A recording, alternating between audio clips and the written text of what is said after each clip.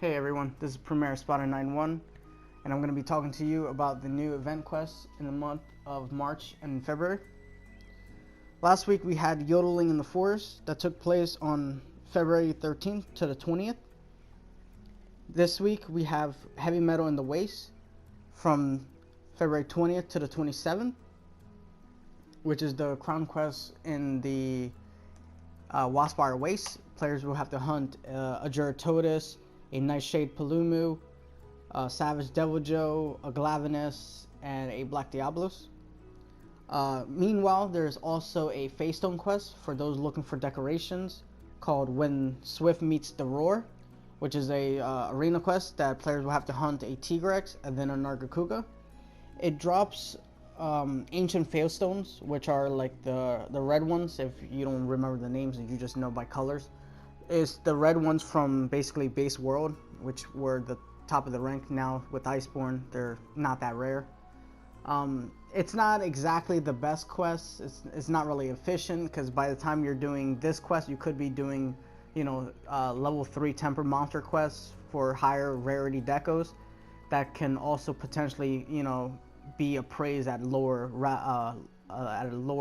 rarity. So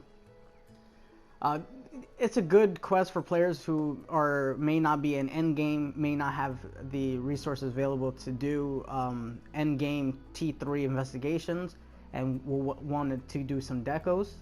Then it's okay. Realistically, I wouldn't tell people to spend too much time with this quest, especially when if the festival comes back in the next month or two. You could do Floor of Frostbite or even Duffel Duty for better return on investment time,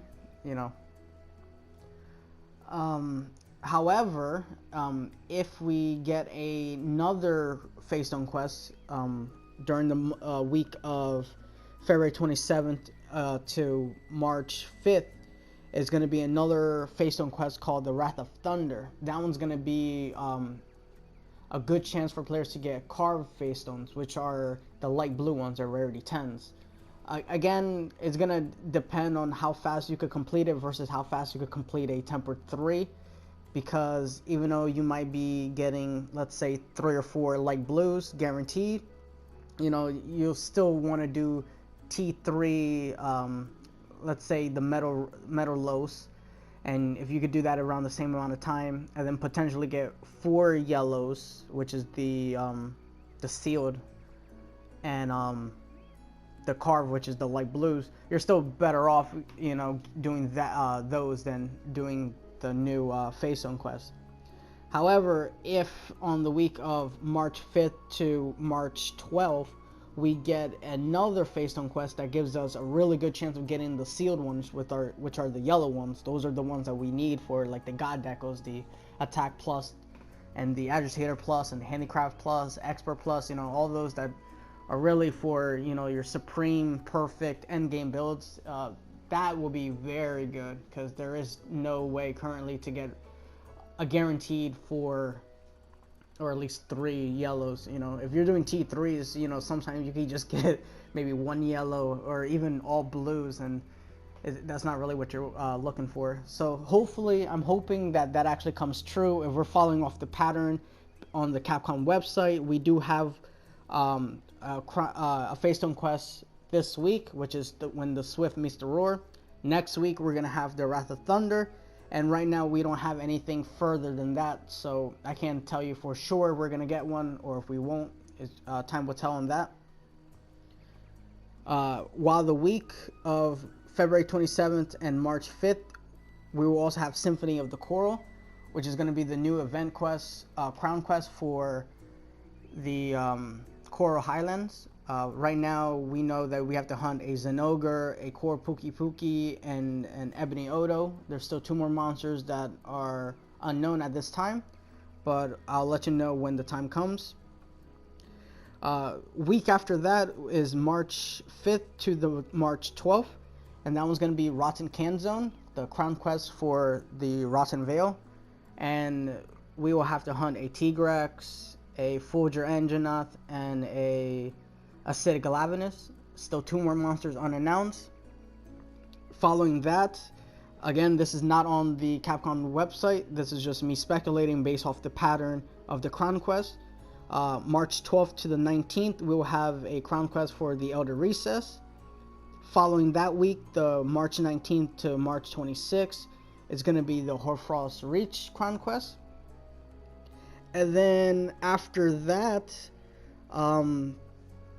it's a big mystery. We still need our 2 variants, which is coming in an update, the Braki and the Rajang, that are supposed to be super tough. Technically, they're supposed to be live in the month of March, so that's a pretty big leeway. And if you're looking at the calendar of where I'm telling you these are the events we're going to have, it may come out the week of March 26th to April 2nd, which could be the week of the updates. So then it doesn't really clash with any of the previous new Crown Quest or Feystone Quest.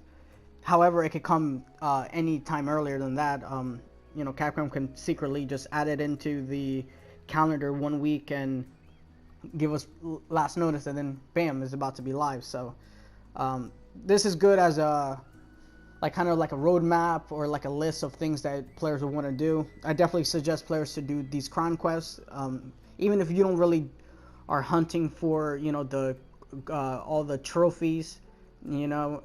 Better safe than sorry, and these quests won't come back live again until sometime in April when we get our next festival. So I suggest players do them.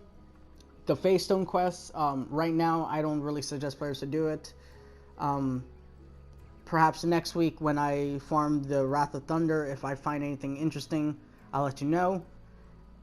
And that will be pretty much everything that will be coming to Iceborne weekly for the month of February and March. See ya.